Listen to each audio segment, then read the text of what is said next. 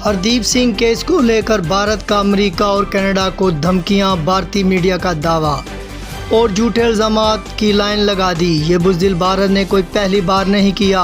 भारत ये झूठे इल्ज़ामात बेशुमार मरतबा पाकिस्तान और कभी चाइना और कई ममालिक पर लगा चुका है।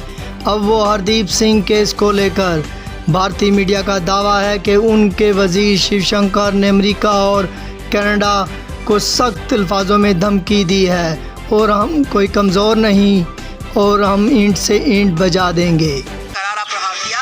विदेश मंत्री ने वॉशिंगटन में पत्रकारों से बात करते हुए कह दिया साफ-साफ कि न सिर्फ अमेरिका पर भी हमला बोला, कहा कि साफ शब्दों में अभिव्यक्ति की आज़ादी पर कोई भी देश भारत को ज्ञान ना दे।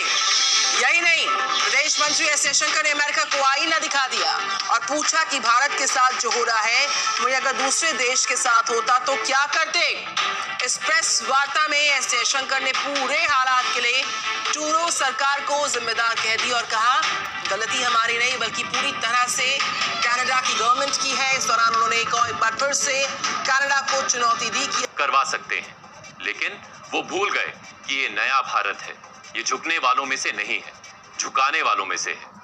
भारत कोई इराक, अफगानिस्तान या सीरिया, सूडान जैसा देश नहीं है जिस पर झूठे आरोप लगाकर कनाडा और उसके जैसे पश्चिमी देश मनमानी कर लेंगे। भारत ईंट का जवाब पत्थर से देना जानता है।